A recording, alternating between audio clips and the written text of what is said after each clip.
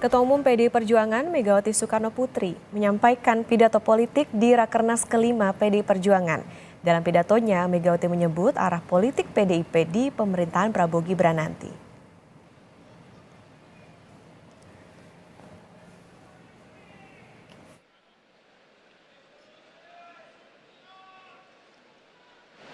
Hadirin sekalian, kita beri tepuk tangan yang Ketua paling Umum PDI meriah. Perjuangan Megawati Soekarnoputri mengoreksi penggunaan istilah oposisi dan koalisi selama ini agar tidak salah kaprah dalam sistem ketatanegaraan Indonesia. Mega juga menjawab soal sikap politik PDIP di pemerintahan Prabowo nanti. Bukan koalisi atau oposisi, tapi kerjasama atau tidak kerjasama.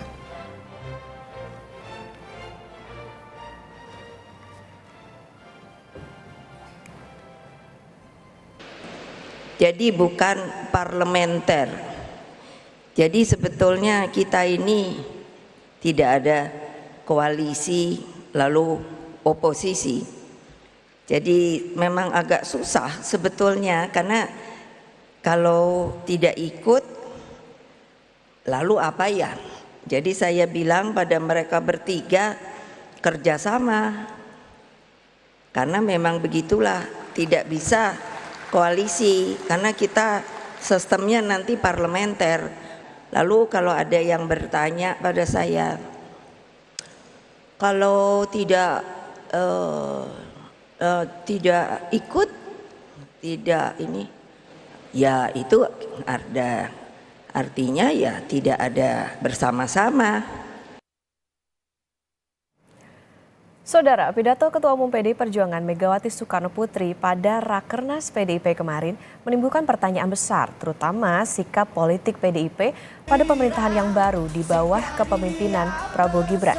Bagaimana memaknai pidato Megawati? Pagi ini kita akan bahas dengan narasumber pengamat politik sekaligus Direktur Eksekutif Carta Politika, Yunarto Wijaya. Selamat pagi Mas Toto. Selamat pagi Mbak Nova. Mas Toto, kalau kita melihat tadi kan sempat diputar juga bagaimana pernyataan atau pidato dari Bu Megawati soal sebetulnya tidak ada koalisi, tidak ada oposisi, tapi yang ada kerjasama dan juga tidak kerjasama. Nah kalau dilihat dari itu Mas, bagaimana ini prediksi sikap PDIP sebetulnya yang nantinya apakah akan ke arah atau resmi akan jadi oposisi atau seperti apa? Highlightnya bukan terkait dengan kalimat tidak ada istilah oposisi dan koalisi ya. Kalau itu sebenarnya sudah dari beberapa tahun lalu istilah itu dibergunakan oleh PDI Perjuangan. Makanya pada saat kemarin Mas Ganjar maju, memang yang terbentuk adalah istilah kerjasama politik dengan P3, Hanura, dan Perindo. Jadi agak sulit kalau kita menerka pilihan atau sikap politik Ibu Mega dan PDI Perjuangan dari highlight kalimat itu. Tapi kalau kita mendengar secara utuh pidato kemarin Ibu Mega, memang sepertinya lebih mengarah kepada konsistensi sikap ketika bertanding, menang akan menjadi bagian dari kerjasama politik dengan kekuasaan. Tetapi kalau bertanding lalu kemudian kalah, porsinya ya kemudian lebih kepada menjadi pengawas begitu. Jadi saya menduga memang kita bisa lihat ya, kalau ingin coba membaca sikap politik Ibu Mega, saya pikir Sekjen itu kan representasi dari Ketua Umum, dan statement-statement yang keluar dari Mas Hasto beberapa bulan terakhir sepertinya menunjukkan memang sikap untuk tetap berada di luar pemerintahan. Walaupun menjadi menarik, berbeda memang sepertinya dengan sikap Mbak Puan yang cenderung lebih lentur, atau orang-orang yang dianggap dekat dengan Mbak Puan seperti Mas Bambang Pacul, itu cenderung lebih lentur dengan kemungkinan masuknya dalam koalisi pemerintahan. Tapi kalau mau menduga-duga, saya melihat dalam Rakernas ini tidak akan ada keputusan atau deklarasi menjadi bagian dari pemerintahan Prabowo Gibran atau di luar pemerintahan Prabowo Gibran. Saya menduga bahwa keputusan itu biasanya kalau di PDI Perjuangan baru akan diambil setelah Kongres, dan Kongres itu 2025. Tapi kalau apa yang akan diputuskan, saya tetap melihat kemarin tuh ada satu kalimat tuh yang sebenarnya muncul dari Ibu Mega terkait dengan masuk atau tidak ke dalam pemerintahan. Kita harus melihat dengan seksama dan mendengar akar rumput. Artinya apa? Dalam Rakernas ini menurut saya tidak akan ada keputusan deklarasi oposisi ataupun koalisi atau istilah dari PDI Perjuangan kerjasama atau tidak ikut bekerja sama. Artinya tadi kalau kita lihat kan selain yang disoroti soal kerjasama tidak kerjasama, ada juga yang menarik juga Mas Toto ini soal Bu Mega bilang kita tahan banting. Nah ini apakah jadi kode-kode juga bisa dikatakan seperti itu kalau PDI Perjuangan ini akan berada di luar pemerintahan? Iya, istilah tahan banting kan memang bisa diartikan dua ya. Tahan banting ini dalam cerita sebagai sebuah histori, partai ini kan menjadi besar malah ketika ditindas oleh Orde Baru. Tapi sekarang bisa diartikan juga PDI Perjuangan pada saat maju pun dengan koalisi Ganjar Mahfud itu kan cenderung koalisi paling kecil. Dan sekarang katakanlah dari isu-isu yang beredar, mungkin dua partai yang ada di luar pemerintahan hanya PKS atau PDI Perjuangan, atau jangan-jangan hanya PDI Perjuangan. Jadi memang ketika keluar kalimat keluar dari zona nyaman, tahan banting, lalu kemudian kalau kemarin datang ke Rakernasnya itu banyak gambar banteng dipanah ya, saya pikir sebuah indikasi juga bahwa kalau kita melihat sikap Ibu Mega dulu pada zaman pemerintahan Pak SBY juga kecenderungan dia sikapnya konsisten bahwa kalau dalam pemilu kalah ya seharusnya mengambil porsi dalam demokrasi, menguatkan diri sebagai pengawas, tidak berbondong-bondong ikut berebut kue kekuasaan, kan itu tanda kutip ya melanggar logika yang ada dalam demokrasi. Ya sudah, ada pertarungan, hormati yang menang, yang kalah menguatkan posisi menjadi oposisi, bukan kemudian ikut-ikutan berebut kue kekuasaan. Mas Toto tadi sempat menyebut soal sikap politik Bu Mega ini agak berbeda dengan Mbak Puan yang lebih lentur. Nah kalau kita melihat kan sejarahnya Pak Prabowo ini pernah secara politis berdampingan dengan Bu Mega. Nah apakah ini bisa diingat gitu menjadi salah satu alasan begitu untuk keduanya berhubungan baik? Kemudian kalau kita lihat kan memang ada rencana yang menyebut bahwa keduanya akan bertemu. Apa sebetulnya kendala pertemuan antara keduanya Mas Toto? Iya, kalau saya melihat kita harus memisahkan ya antara hubungan baik antar elit, apalagi di level ketum parpol yang sangat berpengaruh seperti Pak Prabowo dengan Gerindranya, Ibu Mega dengan PDI Perjuangannya. Saya sepakat bahwa harus ada simbolisasi harmonisasi pasca pemilu yang ditunjukkan bahwa tidak ada permusuhan yang sifatnya personal, dan itu bisa ditunjukkan dengan simbol-simbol pertemuan, ngopi bareng, berkunjung ke rumah, silaturahmi dan lain-lain. Tapi tidak serta-merta itu harus diartikan bahwa ketika dulu mereka bersahabat, bahwa mereka bisa ngopi bareng, artinya itu menjadi sebuah sikap politik dari partai. Kalau itu yang terjadi, nanti nggak ada lagi fungsi DPR sebagai pengawas gitu. Dan pada akhirnya apa gunanya pemilu kalau kemudian atas nama persahabatan, kedekatan, hubungan lama, lalu kemudian semuanya ikut masuk ke dalam bagian pemerintahan. Masalahnya gini loh, ketika sudah masuk dalam pemerintahan atau mendukung itu nggak pernah gratis. Jatuhnya itu akan dalam konteks jual beli jabatan menteri. Bahkan sekarang kita dengar isunya sampai karena terlalu banyak partai yang akan masuk dan sudah masuk, sampai akan ada kabinet gemoy, kabinet gemuk, 40 menteri dan lain-lain. Jadi saya di satu sisi berharap Ibu Mega dengan Pak Prabowo bertemu sebagai sebuah simbol menunjukkan bahwa perbedaan sikap dan pasca pilpres itu tidak ada sesuatu yang sifatnya personal, dan itu akan turun ke bawah ke psikologis para konstituen, pengurus dan kader ya. Tapi di sisi lain jangan diartikan serta-merta setiap pertemuan itu harus diikuti oleh perubahan sikap politik, ditambah apalagi jual beli jabatan. Jadi dan bagaimana posisi Mbak Puan bisa menjadi jembatan. Karena Mbak Puan kan yang masih sering berkomunikasi lintas partai, hubungan dekat dengan Bang Dasko dan lain-lain, dalam konteks mempercepat pertemuan, mencairkan situasi dalam konteks hubungan personal, itu saya pikir Mbak Puan bisa punya peran besar. Tapi saya pikir jangan serta-merta itu harus diartikan harus masuk ke dalam barisan pemerintahan. Ya, artinya tetap berhubungan baik meskipun beda pandangan soal politik. Nah, Mas Toto, ini yang menarik juga soal kemarin di pidatonya Bu Mega sempat menyebut soal atau menyinggung soal provokator keadilan. Kita dengarkan terlebih dahulu Mas Toto ini cuplikannya. Tidak apa-apa. Tadi kan ada banteng penuh panah. Ya saya bilang nggak apa-apa kok. Kita tahan banting kok. Berani apa tidak? Takut apa tidak? Berani apa tidak? Takut apa tidak? Berani apa tidak? Takut apa tidak? Nah gitu dong, berani. Nanti katanya saya Bu Mega provokator. Ya, saya sekarang provokator demi kebenaran dan keadilan. Naai, ngerti kan? Ngerti kan yang dimaksud? Ya udah.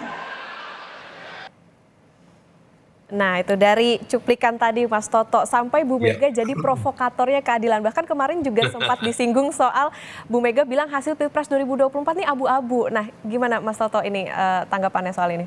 Iya, saya pikir dalam konteks menerima hasil pemilu presiden, semua pihak harus menerima. Keputusan MK terlepas suka atau tidak, sampai sekarang MK masih diakui sebagai lembaga yang punya otoritas memutuskan hal tersebut. Terlepas kita tahu ada fakta mengenai keputusan kontroversial, mantan ketuanya punya hubungan keluarga dengan Pak Jokowi dan Gibran misalnya.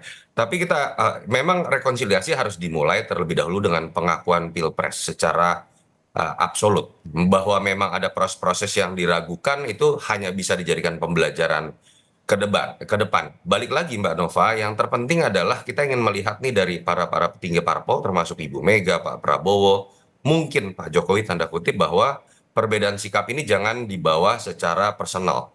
Kalau dalam konteks provokasi untuk mempertahankan nilai-nilai yang ada dalam sistem demokrasi, semua harus melakukan itu ketika ada yang berupaya untuk mengikis hal tersebut. Satu hal yang saya suka kemarin dari dari pidato Ibu Mega adalah hal-hal yang dikemukakan, walaupun cenderung emosional gitu ya, sampai nangis 3 kali kalau kita dengarkan, memang sebetulnya lebih banyak berbicara bukan sesuatu yang sifatnya personal, hal-hal yang terkait dengan sistem. Berbicara mengenai nilai demokrasi, berbicara mengenai penegakan hukum, berbicara mengenai negara kekuasaan. Dalam konteks itu kan kita bisa berdialektika, bisa saling berbantahan. Kalau ada yang merasa tersindir misalnya dengan upaya mengikis nilai demokrasi, ya silakan jawab bahwa pemerintahan ke depan tidak akan mengikis nilai demokrasi. Kalau ada yang merasa tersindir dengan penegakan hukum yang makin turun, tunjukkanlah bahwa pemerintahan ke depan lebih baik penegakan hukumnya dibanding pemerintahan sekarang. Jadi provokasi-provokasi seperti itu menurut saya akan sangat positif.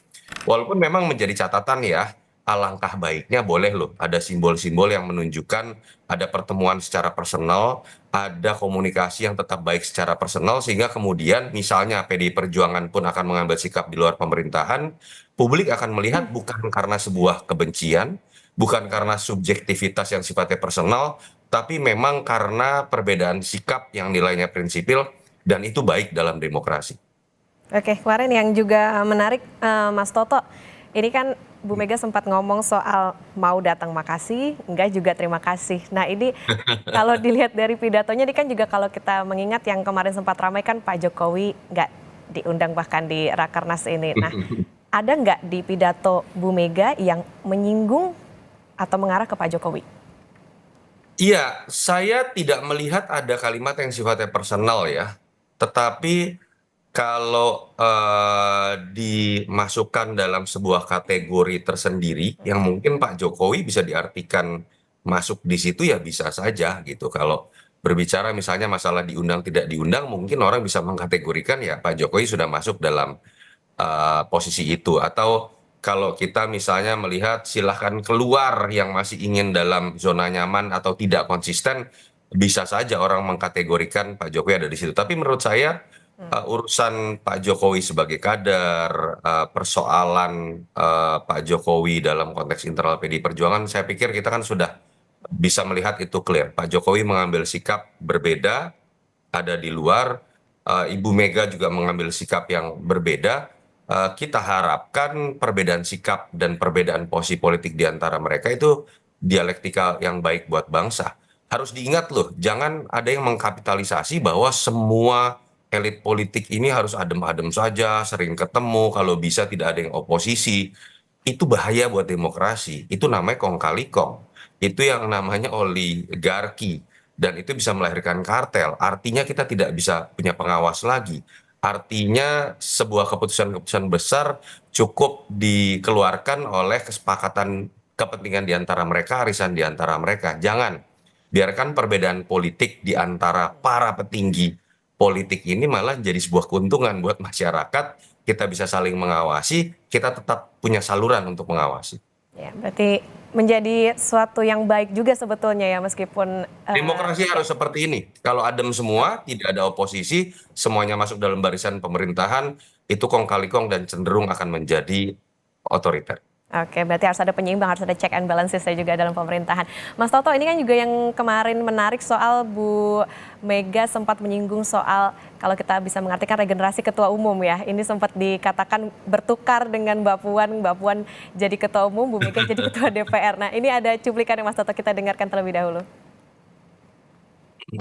Mbak Puan, saya bilang pada Mbak Puan sebagai ketua DPR, wah pergi ke luar negeri terus. Tapi itu kerja loh, bukannya jadi turis. Jadi saya kalau beliau pamit kemarin ikut di Bali, lalu kapan itu ke Meksiko. Jadi terus saya bilang gantianlah sama saya deh yang jadi anggota ketua DPR. Kamu yang jadi ketua umum.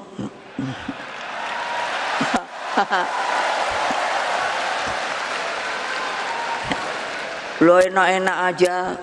Masa saya yang disuruh nongkrong di sini terus keadaannya gonjang-ganjing nggak jelas. Nah, ini Mas Toto, ini jadi kode pergantian ketum nggak nih untuk Mbak Puan? Iya, memang ada dua kacamata ya. Di satu sisi bisa ada yang mengatakan ini sindiran ke Mbak Puan dalam konteks sebagai ketua DPR, kok banyak keluar negeri misalnya. Sementara situasi politik dalam negeri kan sedang tidak enak buat PDI Perjuangan lah misalnya merasa dihianati.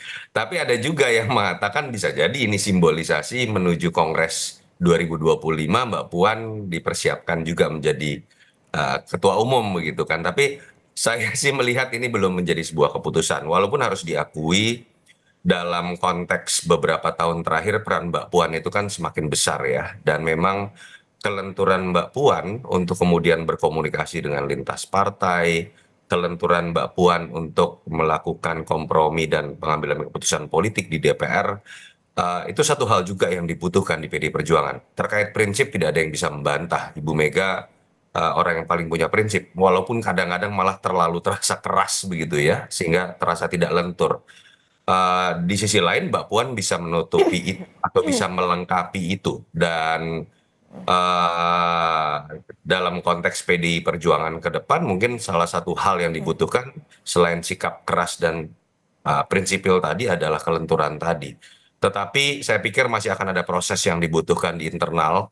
Selain terkait dengan keluarga Ibu Mega, di situ ada Mas Nanan, ada keluarga besar seperti Pak Guntur yang mungkin akan diminta masukan juga. Tapi seperti kata Ibu Mega bahwa sikap dan suara dari akar rumput itu juga mungkin akan dilihat setahun ke depan menjelang Kongres, termasuk konstelasi politik akan seperti apa. Mas Toto, artinya di 3 hari Rakernas ini apakah bisa diprediksi akan kelihatan nanti di akhir Rakernas soal posisi maupun juga tadi soal bagaimana regenerasi ketua umum atau seperti apa Mas Toto? Atau nanti kita harus nunggu pas Kongres di 2025? Menurut saya belum ya, karena dan kalau menurut saya upaya untuk bisa menerka PDI Perjuangan sikapnya akan seperti apa, itu bisa terbaca kemarin pada saat pidato Ibu Mega. Setelah ini saya pikir mereka akan lebih banyak berbicara mengenai bagaimana konsolidasi ke depan, termasuk pemenangan Pilkada 27 November yang sudah di depan mata. Dan menurut saya keputusan akan diambil di Kongres, termasuk dalam konteks sikap PDI Perjuangan bergabung atau tidak dengan pemerintahan Prabowo Gibran. Mungkin kalau menduga-duga yang hanya akan keluar bahwa ini akan diserahkan kepada ketua umum pengambilan keputusannya, sambil kemudian mendengarkan aspirasi akar rumput yang baru akan diputuskan di Kongres. Kenapa? Kita harus lihat juga secara realistis bahwa teman-teman PDI Perjuangan di daerah ini membutuhkan sebuah kelonggaran untuk bisa membangun koalisi dengan teman-teman partai lain termasuk 01, pendukung 01 dan 02 dalam konteks koalisi pilkada nanti. Kalau ada sebuah deklarasi menjadi oposisi misalnya atau menjadi bagian dari kekuasaan, itu akan sangat membatasi ruang gerak dari kader-kader di daerah dalam membangun koalisi. Padahal kita tahu tidak mungkin PDI Perjuangan bisa memenangkan pilkada tanpa berkoalisi dengan partai-partai 02 dan 01. Ya baik, berarti yang paling dekat ini bisa jadi adalah ngomonginnya soal pilkada karena memang Betul, akan di fokus di situ. bulan November nanti soal bagaimana posisi apakah koalisi, oposisi maupun juga tadi termasuk lebih luas lagi soal bagaimana regenerasi ketum kita akan tunggu nanti mungkin saja di Kongres 2025. Kongres 2025. Ya baik, terima kasih pengamat politik sekaligus Direktur Eksekutif Carta Politika Mas Yunarto Wijaya Terima sudah kasih, bersama kami di Mbak. Sapa Indonesia Akhir Pekan. Selamat Terima pagi. kasih, selamat berakhir pekan Mas Toto.